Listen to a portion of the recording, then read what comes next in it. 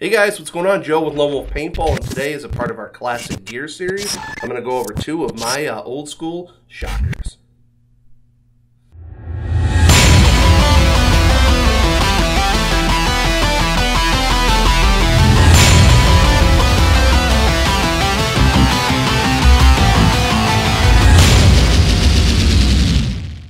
Alright guys, before we start out, just want to remind everybody, make sure you like this video. Go ahead, hit the subscribe button if you're not already. We're climbing that mountain to get to 20,000 subscribers, so once we do, we'll be doing another awesome giveaway for you guys. Alright guys, gonna start by jumping right on into this classic gear overview. So here on the left-hand side, we have my Dynasty private label shocker SFT made by Smart Parts Paintball. You guys might be familiar now. If you're an old school guy, you know all about Smart Parts and the long history in paintball and things like that. If you guys are newer, Smart Parts is pretty much known as GOG Paintball now, or Shocker Paintball, or DLX, the Lux line. Some changes over the years and things like that. But so yeah, this is my SFT shocker. This gun first came out, the original SFTs. Just actually even going back a little further, the base, the history on the shocker line.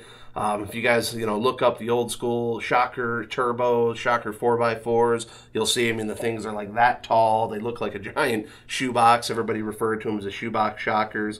Those guns came out, in the 90s and whatnot, and really were kind of the, wasn't the very first electronic paintball gun, but it was really the one that kind of took paintball by storm, all that type of stuff. The SFT shocker here first came out in the early 2000s. I think I remember seeing one of these at like the Pittsburgh International Amateur Open, for the guys that remember the IAO.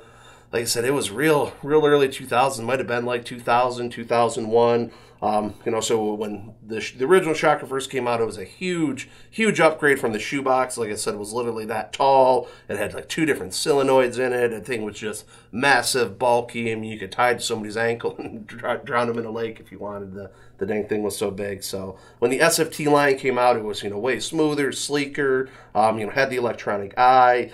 From there, they did a whole bunch of different private label series. The Dynasty, this is hands down probably one of my favorite guns I've ever owned, aside from shooting a cocker. Spool valve, hands down. I always loved the Dynasty milling. Like I said, they had your original, they just had your baseline shocker, and then what was real popular back in the day is a bunch of different private labels. They made the Dynasty, they made ones for Naughty Dog, Shock Tech had them, Free Flow, Octane shockers, Toxic shockers. I mean, there was tons and tons of private label ones. They all had, their own little differences. There was a strange shocker, but whatnot, different millings. But then, like I said, guys, this was probably my favorite gun ever. Something about it, the milling, the Dynasty, the tradition. You can see this gun is fully complete, all original. Only thing that's different on it are the grips. Threw on their updated grips. But this gun is completely original, has all the original parts, original anodizing, the original freak barrel, freak tip, feed neck, the Dynasty trigger, the Dynasty ASA, the Dynasty regulator, the Smart Parts S-rail, the Smart Parts on-off, the Dynasty back cap, and most importantly, both jewels fully intact. Again, that's something you don't see all the time on these old shockers. And a big thing that was super popular with these guns back in the day is there was just endless accessories. Like I said, your shock texture, CPs, new designs was real popular. So a lot of times when you see old shockers like this from back in the day, they're all parted out. They got great, people change the regs and the ASAs, the triggers, grip frames, all that type of stuff. So that's one of the things I really like about this gun the most, is that I've kept it fully original. It's in great shape. Not an aftermarket part on it. So truly a kind of a collector's item now. I mean, the gun's pushing almost 20 years old. Like I said, it was about 2000 when the original SFT came out. The Dynasty one a year or two later, and a bunch of different private label guns. So, as far as kind of like specs on this gun, like I said, it was leaps and bounds from the other shocker. You could change out all the different boards. That is the one aftermarket thing I have in here. The original board was real basic, and then with tournament rules changing, companies like Tadao, Virtue, Predator Paintball, some companies, like I said, that aren't even around anymore, made aftermarket boards for them, so it had your semi-auto, your ramping, rate of fire originally when, like in the NXL, used to be 15 balls a second, so it was either full auto if you're playing in the actual NXL at the time was the strictly pro division, and PSP at the time, you were either shooting ramping and things like that. Still had all the same velocities and everything like that, but you know, you can adjust the board to change the rate of fire and, you know, keep a tournament legal for today's standards. So, and then moving on would be the upgrade. It was probably about the mid 2000s, 2006, 2007, in that area. They came out with the NXT. So like I said, this was the SFT shocker, and then the upgraded version was the NXT. As far as differences, just kind of looking at them, you know, the regulator changed and whatnot. You made your regular adjustments from the outside. You know, the front ASAs. This one was just a straight down. This one out here, they gave you a little bit more room behind the trigger, so it kind of bumps outwards. Trigger frame itself is a little wide in. Again, this is a private label NXT as well, the Dynasty version. Yeah, this one is completely original too. I got all the same parts on it, the back cap, the jewels, you know, everything that came with it. Like, so yeah, you can kind of notice some of the differences with the, you know, on the bottom of the grip frame here. Instead of having to have the S-rail, they actually added a dovetail mount on there, straight on there, so you didn't have to have the S-rail. I actually still personally prefer the S-rail just because it makes the gun setup a little bit longer. But that was a different feature they added on. Like I said, they changed the regulator. You know, they changed your vertical ASA up a little bit on there. You know, other than that, like I said, the grip frame a little bit wider.